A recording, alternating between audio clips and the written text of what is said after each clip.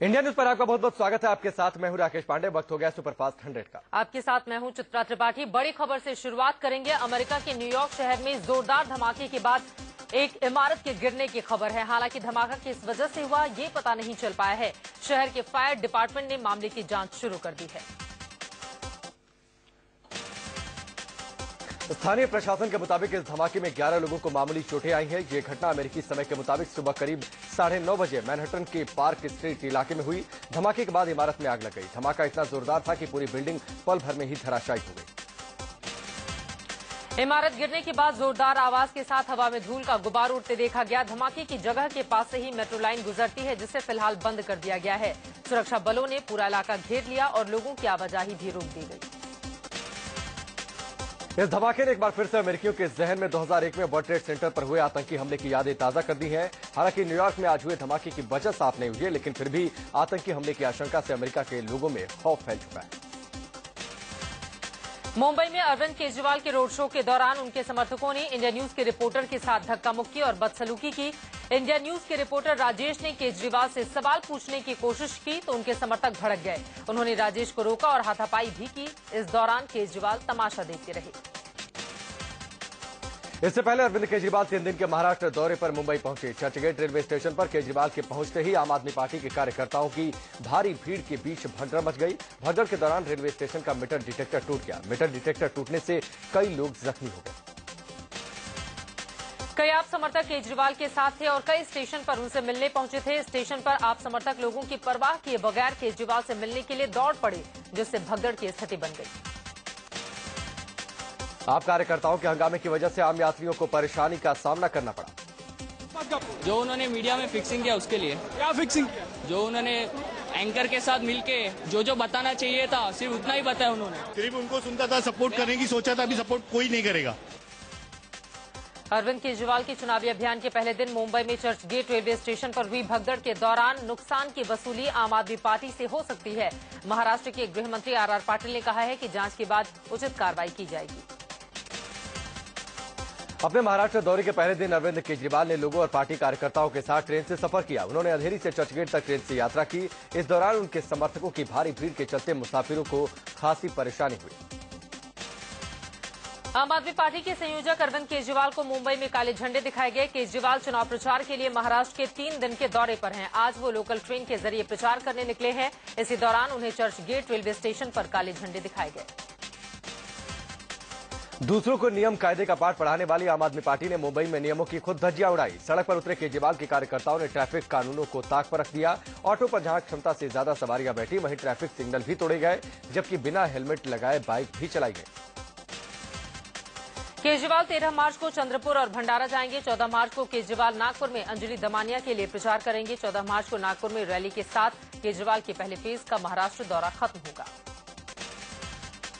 13 मार्च को अरविंद केजरीवाल नागपुर में fund raising dinner का आयोजन कर रहे हैं। एक लग्जरी होटल में होने वाले इस डिनर में शामिल होने के लिए लोगों को 10,000 रुपए चुकाने होंगे। डिनर का मकसद आम आदमी पार्टी के लिए पैसे जुटाना है।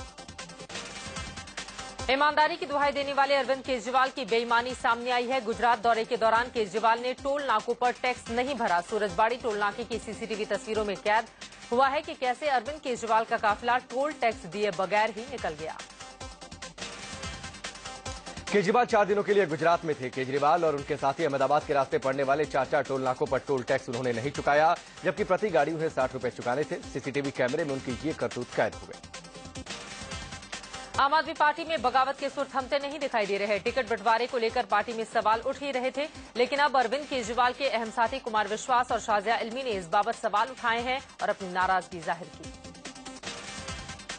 आम आदमी पार्टी के वरिष्ठ नेता शाजिया इल्मी ने माना कि वो नाराज हैं। हालांकि उन्होंने कहा कि इसे बगावत नहीं कहना चाहिए। उन्होंने कहा कि दिल्ली से टिकट नहीं मिलने पर उन्हें बुरा लगा है। हल्की नाराजगी को आप बगावत कहें, ये तो गलत है। रायबरेली के अलावा अगर कोई और मैं आम आदमी पार्टी का हिस्सा हूँ, एक अहम हिस्सा हूँ। इंडिया के करप्शन से पहले दिन से मैं साथ हूँ। दरअसल शाजिया इल्मी दिल्ली में किसी भी सीट से लोकसभा का चुनाव लड़ना चाहती थी, लेकिन आम आदमी पार्टी उन्हें रायबरेली में सोनिया गांधी के खिलाफ मैदान में उतारने के मूड में है। लेकिन वो रायबरेली से चुनाव लड़ने से इनकार कर रही हैं। ना तो रायबरेली में किसी को जानती हूँ, ना मुझे अपनी टीम से मेरा संपर्क है। दिल्ली में ज्यादा मैंने, क्योंकि आर के पुरम से मैं लड़ी भी थी, तो मेरे ज्यादा जो है कनेक्शन यहीं पे थे, तो मैं दिल्ली से चाहती थी। आम आदमी पार्टी के वरिष्ठ नेता कुमार विश्वास ने टिकट बंटवारे पर सवाल उठाते हुए माना कि कुछ गलत लोगों को टिकट मिला है। कोई टिकट बट रहा है या गलत बट रहा है तो हमारी पार्टी ने पहले भी टिकट काटा है और मैं आपको आश्वस्त करता हूं कि जो गलत टिकट बटे होंगे, जिनमें एक दो पर मेरी भी आपत्ति है कि इन पर पुनर्विचार करिए। अगर उनमें कोई गलती निकली जो प्रथम दृष्टा मुझे दिखाई दी है तो उसका टिकट हम ही काट देंगे, किससे कहने की जरूरत नहीं पड़ेगी।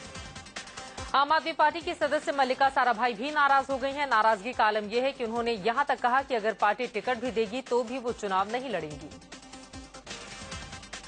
पिछले दिनों केजरीवाल 4 दिनों के गुजरात दौरे पर गए थे, लेकिन मल्लिका साराभाई को इसमें शामिल नहीं किया गया, जबकि वो गुजरात में थी। माना जा रहा है कि इससे वो नाराज हैं। हालांकि उन्होंने कहा कि वो पार्टी नहीं छोड़ेंगी और चुनाव प्रचार भी करेंगी। आम आदमी पार्टी ने लोकसभा चुनावों के लिए अपने उम्मीदवारों की 5वीं लिस्ट जारी कर दी है। इस लिस्ट में 8 राज्यों के 56 उम्मीदवारों के नाम हैं। इस तरह से आम आदमी पार्टी अब तक 187 उम्मीदवारों के नाम फाइनल कर चुकी है। आम आदमी पार्टी ने हिमाचल की हमीरपुर सीट से बीजेपी नेता अनुराग ठाकुर के खिलाफ कमलाकांत बत्रा को मैदान में उतारा है। कमलाकांत बत्रा कारगिल की जंग के हीरो रहे परमवीर चक्र विजेता कैप्टन विक्रम बत्रा की मां है। महाराष्ट्र की बारामती लोकसभा सीट से आम आदमी पार्टी ने पूर्व आईपीएस सुरेश खोपड़े को मैदान में उतारा है। एनसीपी प्रमुख शरद पवार की बेटी सुप्रिया सुले इस सीट का प्रतिनिधित्व करती हैं। बिहार की मुंगेर सीट से आम आदमी पार्टी ने 28 साल के सॉफ्टवेयर इंजीनियर संदीप कुमार को चुनावी मैदान में उतारा है। जेडीयू के राजीव रंजन सिंह इस सीट का प्रतिनिधित्व करते हैं। केरल की एर्नाकुलम लोकसभा सीट से आम आदमी पार्टी ने पत्रकार अनीता प्रताप को टिकट दिया है, जबकि मुंबई नॉर्थ से इंजीनियर सतीश जैन को मैदान में उतारा गया है। सुल्तानपुर में आम आदमी पार्टी के नेताओं और कार्यकर्ताओं के खिलाफ आचार संहिता के उल्लंघन का मामला दर्ज हुआ है। आरोप है कि ये लोग जबरदस्ती राह चलते लोगों को पार्टी की टोपियां बांट रहे थे और पहना रहे थे। दिल्ली की रामलीला मैदान में हुई जनतंत्र रैली फ्लॉप साबित हुई है। भीड़ भी नहीं जुटी और सामाजिक कार्यकर्ता अन्ना हजारे भी नहीं पहुंचे। टीएमसी सुप्रीमो ममता बनर्जी के साथ साथ अन्ना को भी इस रैली को संबोधित करना था। कहा जा रहा है कि तबियत खराब होने के चलते अन्ना नहीं आए। हालांकि उन्हें मनाने के लिए ममता बनर्जी ने टीएमसी का वरिष्ठ नेता मुकुल रॉय को भेजा था। मुकुल महाराष्ट्र सदन में आए, लेकिन अन्ना रैली में जाने को तैयार नहीं हुए। हालांकि खबर है कि रामलीला मैदान में भीड़ नहीं जुटने के चलते अन्ना हजारे ने रैली में नहीं आने का फैसला किया। सूत्रों से खबर है कि अन्ना ने भीड़ का जायजा लेने के लिए एक टीम को भेजा था।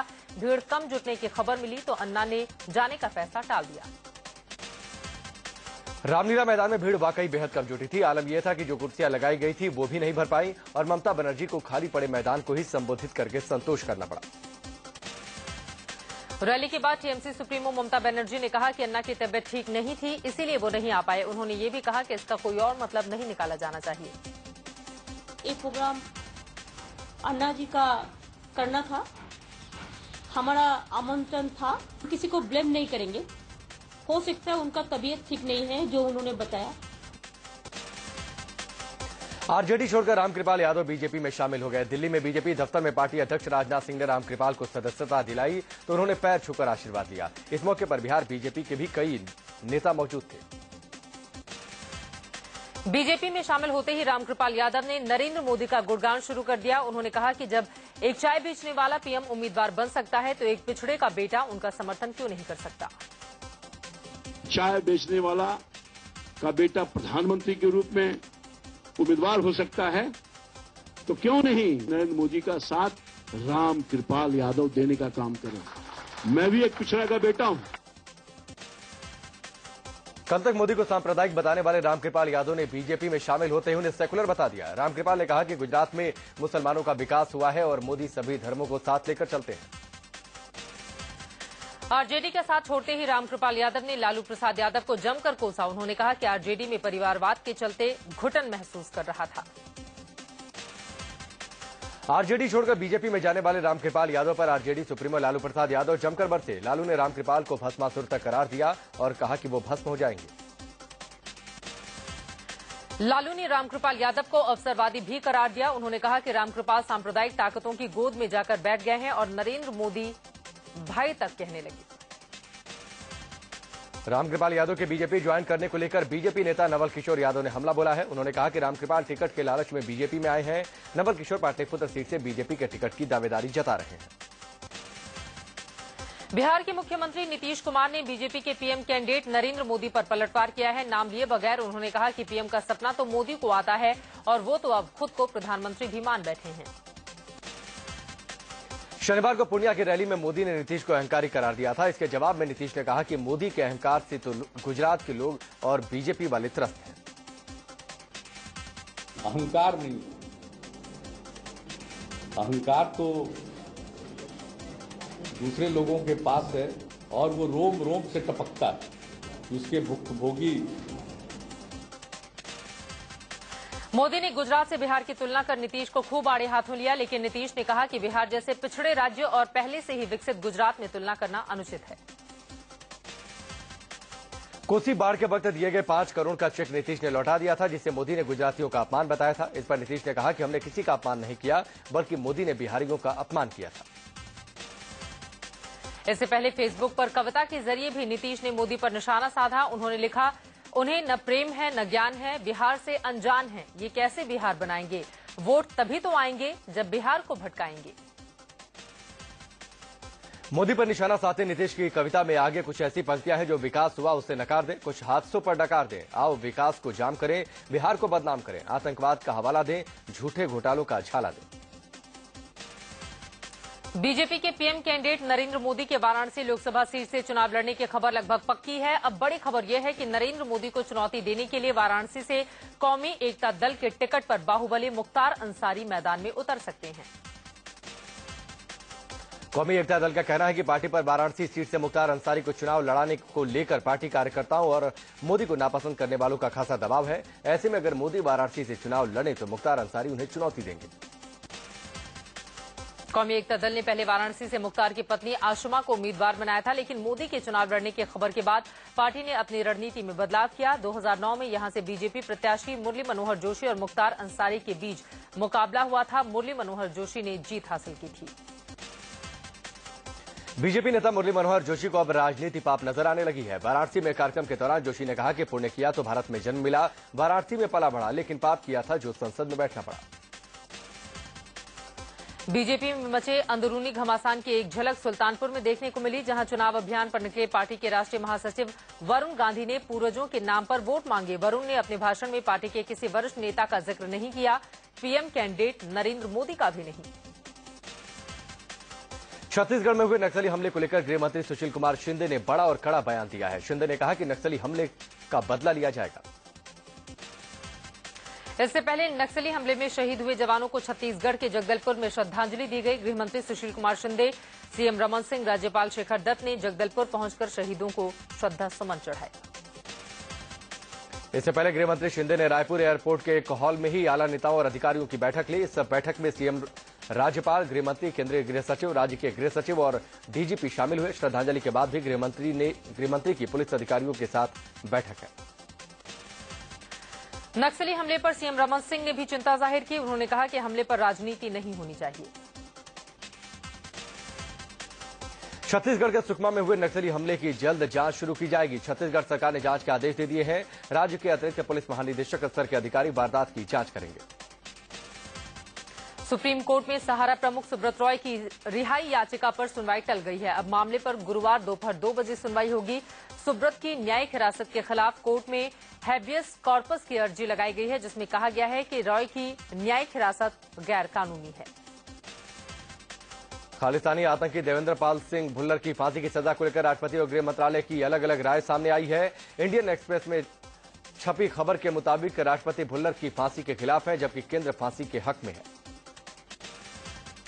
अखबार के मुताबिक दिल्ली के उपराज्यपाल ने भुल्लर को फांसी नहीं देने की जो सिफारिश की है उससे राष्ट्रपति सहमत हैं और भुल्लर की मानसिक हालत को देखते हुए फांसी नहीं देने के पक्ष में है, लेकिन गृह मंत्रालय दया याचिका खारिज करने पर अड़ा हुआ है। अखबार के मुताबिक दिल्ली के उपराज्यपाल ने भुल्लर को फांसी नहीं देने की जो सिफारिश की है उससे राष्ट्रपति सहमत हैं और भुल्लर की मानसिक हालत को देखते हुए फांसी नहीं देने के पक्ष में है, लेकिन गृह मंत्रालय दया याचिका खारिज करने पर अड़ा हुआ है। दिल्ली में हाईकोर्ट ने 24 मार्च तक नर्सरी एडमिशन पर रोक लगा दी है। कुछ अभिभावकों की अर्जी पर सुनवाई करते हुए हाईकोर्ट ने एडमिशन पर रोक लगाई है। हाईकोर्ट ने प्राइवेट स्कूलों से एडमिशन संबंधी डिटेल मांगी है।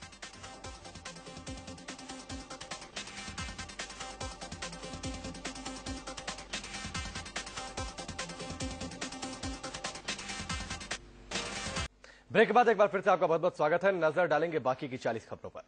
पश्चिम बंगाल के हावड़ा में एक पेंट फैक्ट्री में भीषण आग लग गई। देखते ही देखते आग ने पूरी की पूरी फैक्ट्री को अपनी चपेट में ले लिया। हालांकि किसी के हताहत होने की खबर नहीं है। हावड़ा में लगी इस भीषण आग से लाखों के नुकसान की बात की जा रही है। आग पर काबू पाने में फायर ब्रिगेड की कई गाड़ियों को कड़ी मशक्कत करनी पड़ी। दिल्ली के अक्षरधाम इलाके में बीच सड़क पर एक कार में अचानक आग लगी। हादसे के वक्त कार में 2 लोग सवार थे। गनीमत रही कि वक्त रहते दोनों बाहर निकल आए। राजस्थान के भीलवाड़ा में एक तेज रफ्तार ट्रक ने 11 लोगों को रौंद दिया, जिसमें से 3 लोगों की मौके पर ही मौत हो गई, जबकि 8 लोग बुरी तरह से घायल हो गए। बिहार के हाजीपुर में मानव रहित रेलवे क्रॉसिंग पर ट्रेन की चपेट में आने से 2 टीचरों की मौत हो गई।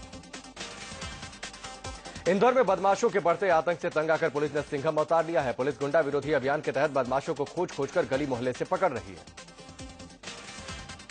गुंडा विरोधी अभियान के तहत कई जगह पुलिस ने बदमाशों को रंगे हाथों पकड़ा और उनकी जमकर पिटाई कर दी।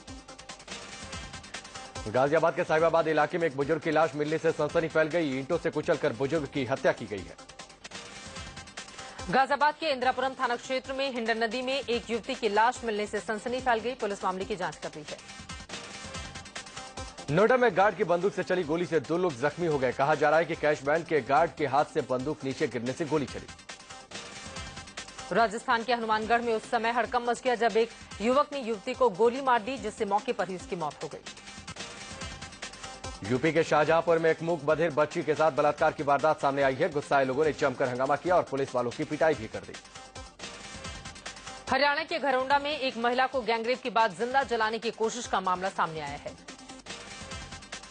बिजनौर में पुलिस ने एक जेब कतरे की सरेआम पिटाई कर दी। आरोप है कि यह शख्स अस्पताल में लाइन में लगे एक शख्स की जेब काटने की कोशिश कर रहा था। एमपी के टीकमगढ़ में मुआवजे की मांग को लेकर किसानों ने ललितपुर सिंगरौली मार्ग पर जाम लगाकर प्रदर्शन किया। आगरा यूनिवर्सिटी में होम साइंस की छात्राओं ने आज जमकर तोड़फोड़ और हंगामा किया। फाइनल ईयर की ये छात्राएं अपना रिजल्ट नहीं मिलने से नाराज थी। यूपी सरकार से फरियाद लगाकर थक चुके एक शख्स ने लखनऊ में विधान मार्ग पर आत्मदाह का प्रयास किया। जानवरों को बचाने के लिए काम करने वाले संगठन पेटा के सदस्यों ने अब चिड़ियाघरों के खिलाफ मोर्चा खोल दिया है। चिड़ियाघर बंद करने की मांग को लेकर जयपुर में जानवरों की आजादी के लिए गुहार लगाई। मार्च के महीने में मौसम का खिलवाड़ जारी है। हिमाचल प्रदेश में शिमला सहित कई इलाकों में भारी बर्फबारी हुई है। दिल्ली के मौसम ने एक बार फिर से करवट बदली है। दिल्ली समेत पूरे एनसीआर के कई इलाकों में रात भर हुई बारिश से एक बार फिर ठंड वापस लौट आई है। चुनावी मौसम में रेस्टोरेंट भी चुनावी रंग में रंग गए हैं। मोदी और राहुल की लोकप्रियता को भुनाने के लिए यहां इनके नाम पर डिशेस तैयार किए जा रहे हैं। नाम के मुताबिक दोनों थालियों के व्यंजन और कीमत भी अलग अलग है। नमो थाली की कीमत जहां 110 रुपए है, वहीं रागा बास्केट की कीमत 90 रुपए। मेनू कार्ड में दोनों थालियों के साथ टैगलाइन भी दी गई है। बाजारों में होली के सामानों में भी राजनीतिक रंग देखने को मिल रहा है। मोदी पिचकारियां बाजार में छाई हुई हैं। वृंदावन में रंग भरनी एकादशी के मौके पर बांके बिहारी मंदिर पहुंचे लोगों ने जमकर होली खेली। महिलाएं, पुरुष, बच्चे सभी होली के रंग में रंगे नजर आए। राम की नगरी अयोध्या में भी होली के रंग देखे गए। यहां एकादशी के मौके पर साधु संतों ने होली खेली। आईपीएल 7 की तारीखों का ऐलान कर दिया गया है। आईपीएल के मैच इस बार 3 चरणों में होंगे। आईपीएल की जहां जंग 16 अप्रैल से यूएई में शुरू होगी, 1 जून को फाइनल मैच भारत में खेला जाएगा। पहले चरण में 16 से 30 अप्रैल के बीच मुकाबले यूएई में होंगे। दूसरे चरण में 1 मई से 12 मई तक के मैच बांग्लादेश में होंगे। लोकसभा चुनाव को देखते हुए आईपीएल को देश से बाहर कराया जा रहा है। सुरक्षा को ध्यान में रखते हुए आईपीएल का ये शेड्यूल तैयार किया गया है। बांग्लादेश में T20 वर्ल्ड कप की तैयारियां जोरों पर हैं। क्रिकेट के भगवान माने जाने वाले भारत रत्न सचिन तेंदुलकर पर चांदी के विशेष सिक्के लॉन्च किए जाएंगे। सचिन पर चांदी के सिक्के पहले से ही बाजार में हैं, लेकिन 14 मार्च को जारी हो रहे खास सिक्कों में 200 की संख्या लिखी होगी। दुनिया के नंबर 1 गोल्फर टाइगर वुड्स का एक शॉट सीधे उनके प्रशंसक के सिर पर जा लगा। वुड्स के शॉट से प्रशंसक के सिर से खून निकलने लगा। और वहीं दूसरी ओर लापता मलेशिया एयरलाइंस के विमान की खोज के लिए मलेशिया ने अब भारत से मदद मांगी है। 4 दिन से लापता मलेशियाई विमान के मामले में अंतर्राष्ट्रीय पुलिस एजेंसी इंटरपोल ने किसी भी आतंकी साजिश से इनकार किया है। यूक्रेन के हिस्से कीमिया को अपने देश में मिलाने के लिए रूस छटपटा रहा है। अमेरिका के 100 से ज्यादा सांसदों ने पेंटागन में सेना में सिख सैनिकों को कई चीजों में छूट देने की अपील की है।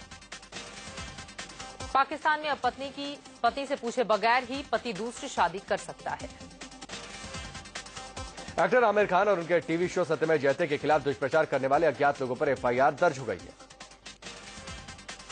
मुंबई में गायिका श्रेया घोषाल के जन्मदिन के मौके पर उनका गजल एल्बम हमनशी लॉन्च हुआ।